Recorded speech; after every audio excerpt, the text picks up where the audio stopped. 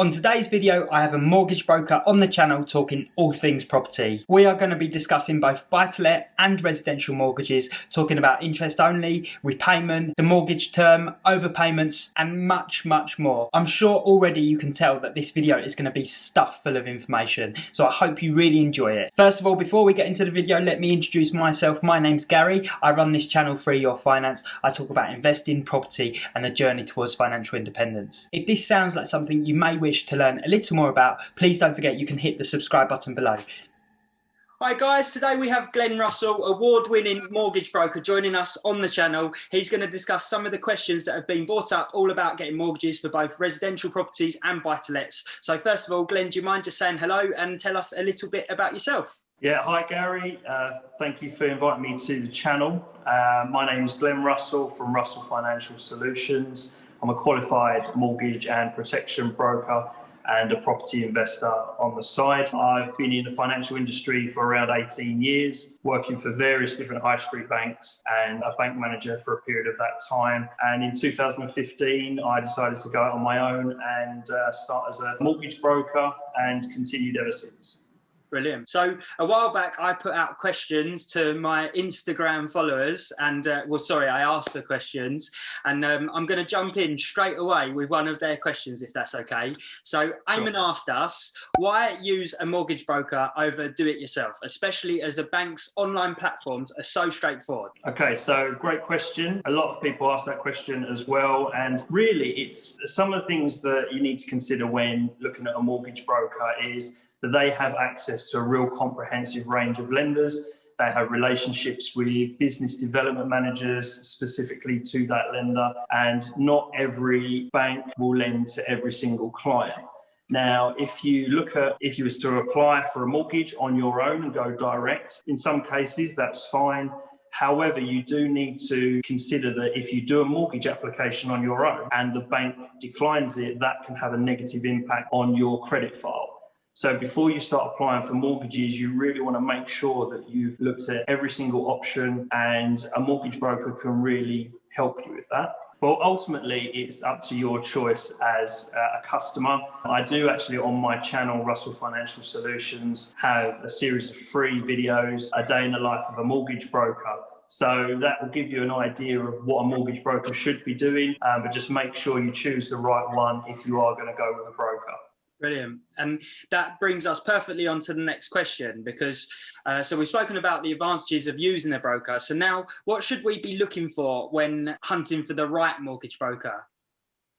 So getting the right mortgage broker is really important, because really if you get the right broker at the start, generally you won't need to change brokers unless they do something wrong or you change your mind. So things that I always say to look out for is look at Google reviews. You know, these are honest reviews from people. Look at social media reviews as well, and also do your own due diligence. So maybe ring the company, speak to one of their members of staff and see what they're about as a business. Check out their website and what is their priority. The main thing is you want that broker to be focusing on you as the priority rather than what their goals are as a business. Yeah. One other thing to be aware of with the broker is make sure that they have access to a comprehensive range of deals and not just work off of a panel. So there are various brokers out there. Some can have a range of lenders and products that may suit you better than if you was to go with a broker that only worked off, say, 10 to 15 lenders that are on their panel.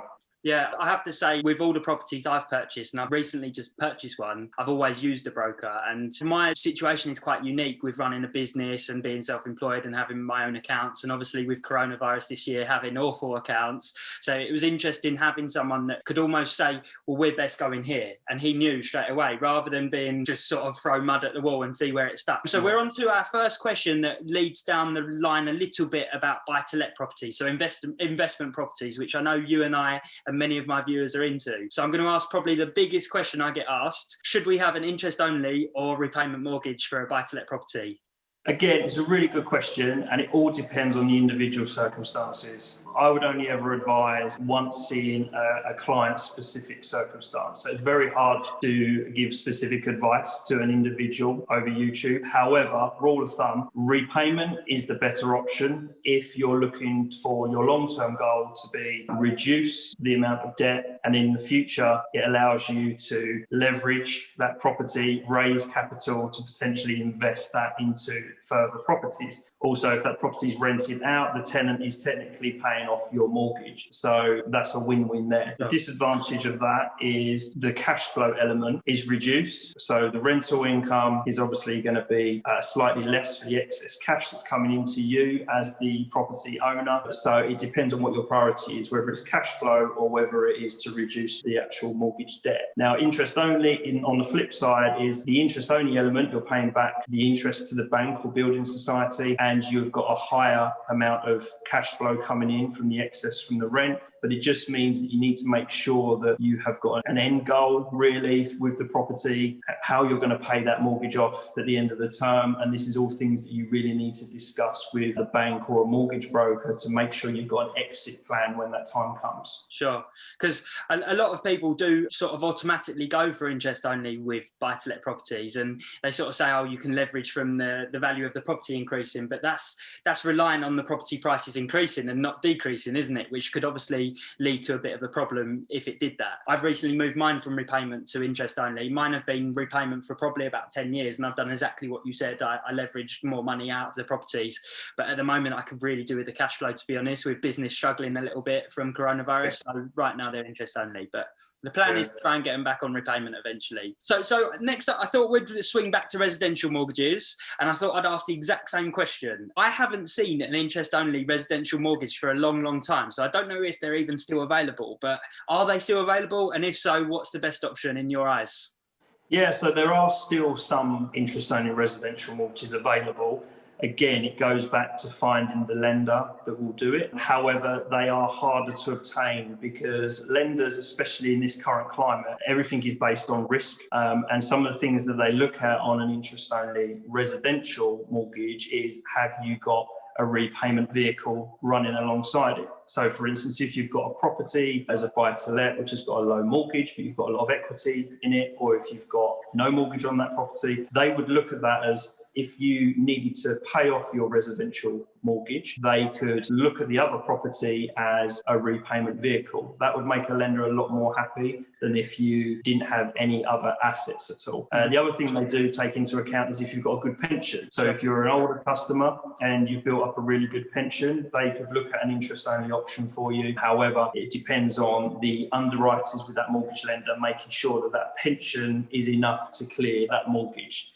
There is also an option to do something called part and part, which means if your repayments are quite high, and that could make you sort of financially quite stressed over that period of time, the lenders will look at part and part, which means that you would have an interest-only part and also a small amount of repayment. So it basically eases the pressure for you as the owner, and then you would address that in future years and maybe look to go straight on repayment. I'd never heard of that, so it sounds like a great idea. If you're on an interest-only mortgage, providing your mortgage allows, you can still overpay slightly anyway, can't you? So if you are worried about finances a bit, maybe it's worth going on to the interest-only and then making the overpayments when you can afford to do so. So it's another option to think about. So next question, this one is more generic across both buy-to-let and residential. What advice would you usually give your clients when they ask you about, well, what is the right term to take our mortgage over?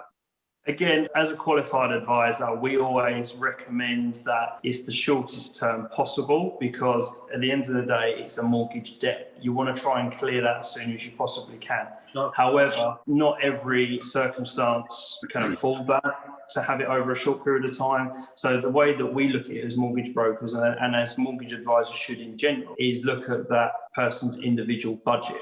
Now, for instance, if they have age on their side and they're quite young, but they have good incomes, it might not be advantageous for them to have a long-term mortgage, because while they're earning good money, they could reduce the term and be mortgage-free quicker. Sure. However, on the flip side, you may have people that earn average incomes. They may want to try and keep their monthly payments as low as possible, because again, in this current climate, a lot of people want to have cash available. So you can look at extending the mortgage term and keeping your monthly payments lower. But that's why it's really important to review your mortgage and with your bank or your broker, because when your mortgage term comes up, you should be reviewing that every time to make sure that your circumstances are either the same or have changed, and to put you in a better position. Sure. So asking you a question as Glen Russell property investor rather than Glen Russell mortgage broker, what are you doing right now? With interest rates so low, are you deciding to get the debt paid off as quickly as possible, or are you deciding to pay sort of a lower amount over a longer term and investing faster? Yeah, again, with me, for my own residential home, it's the same criteria for myself, because it's what's affordable for me. I have a young family as well, so we want to make sure that we can live as well. But also any excess money that you may have, again, check your terms and conditions with your mortgage, but generally you can pay up to 10% of the outstanding mortgage balance off per year, penalty free. So if you do find that, for instance, some months you have a little bit extra, what I try and do is chip away at the mortgage. So then it's a win-win. And if there's some months where you think, actually, we'd like to spend it on something else, then we won't pay that off. Sure. With regards to the investment property side, for me, that's about cash flow. You know, I try and reduce the amount of outgoing, i.e. the mortgage, and maximise the amount of rental income. So they're completely different. That's personal, that's business for me. Sure.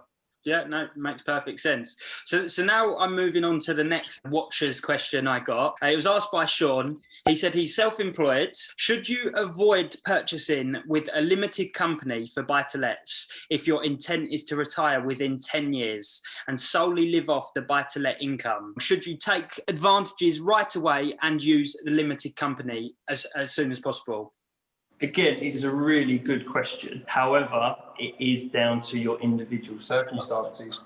It depends on what your goal is, depends on what your main income is currently, what your main income will be in 10 years' time. I mean, you mentioned that the sole income will be from properties. Again, it depends on the circumstances of that individual. It's always, I mean, I'm not a tax specialist, I just want to make that clear. Sure. And I'm not an accountant. So anything like this, I would always advise that they speak to an accountant or a tax specialist before they make any decisions.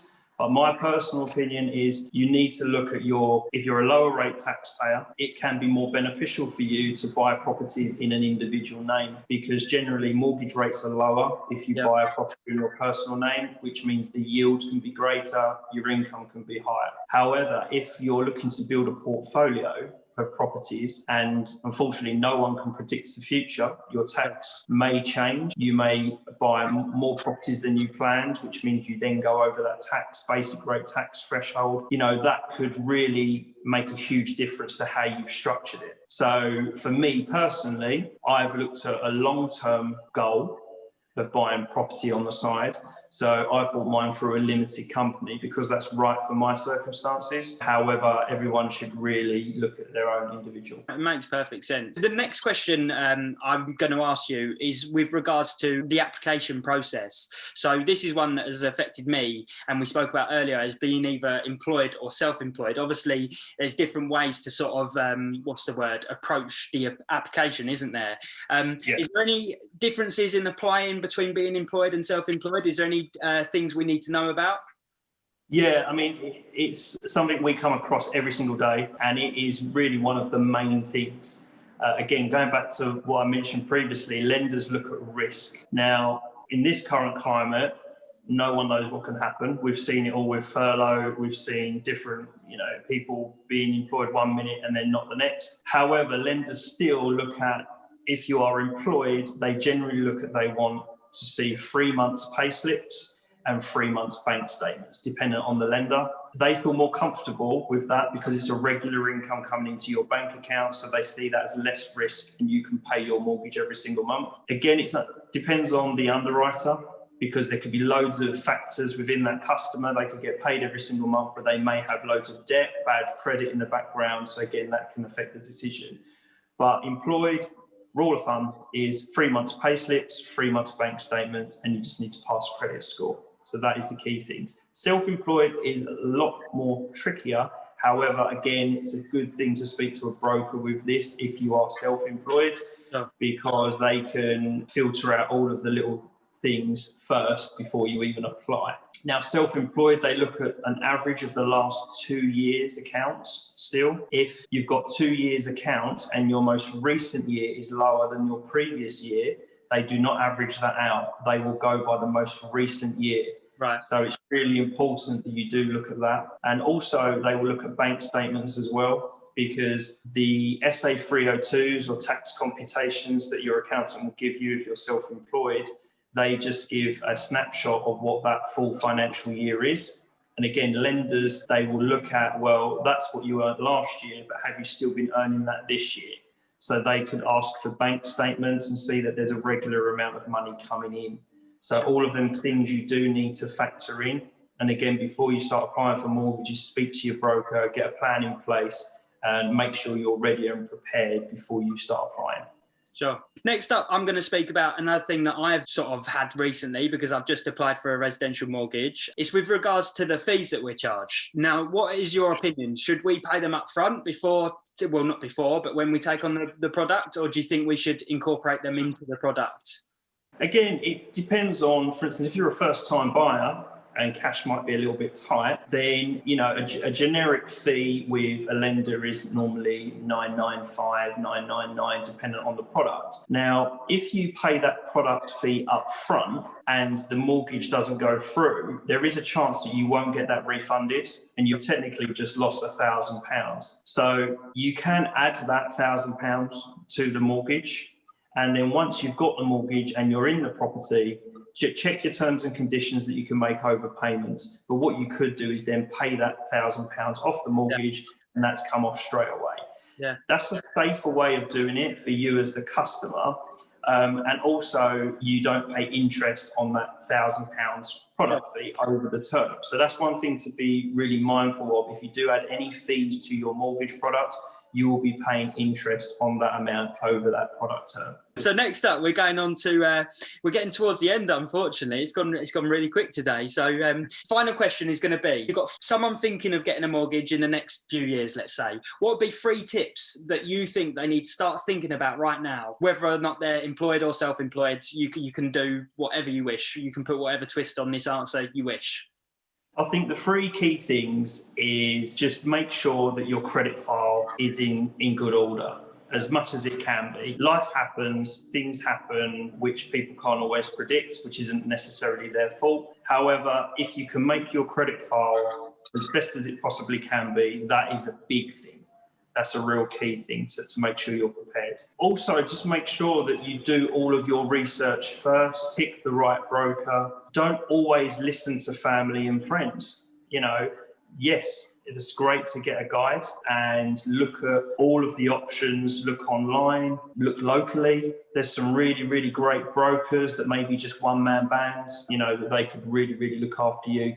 And then whoever you are comfortable with, set a plan of action in place. Be honest, make sure that broker knows exactly what your goal is, what your budget is. So then you've got that peace of mind when you move forward into probably the biggest decision you'll ever make, the biggest direct debit you'll probably be paying for a long period of time. You want to make sure you get the right one. Definitely.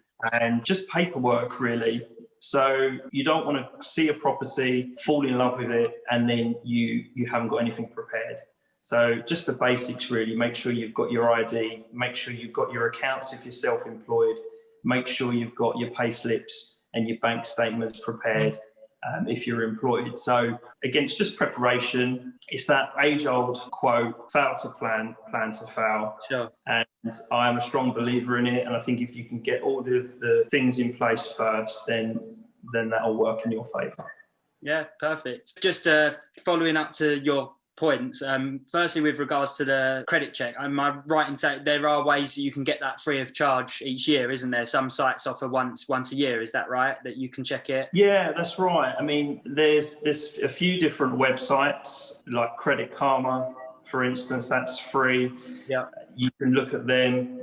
However, banks and building societies look at various different credit reference agencies. So you've got Experian is well known, yeah. Equifax and Call Credit.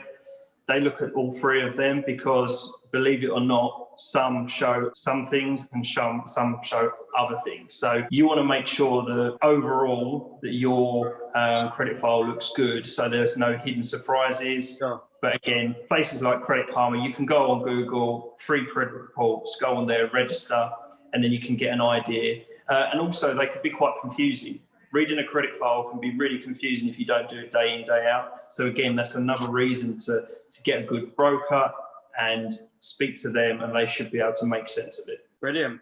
Well, thank you very much for your time today. You've answered every question very clear and precise, and I've learned a lot off of you. I'm sure there's going to be questions that people are going to want to ask you after today. So where are they going to be able to find you to talk about some of the questions they may have, or maybe even ask about you being their broker?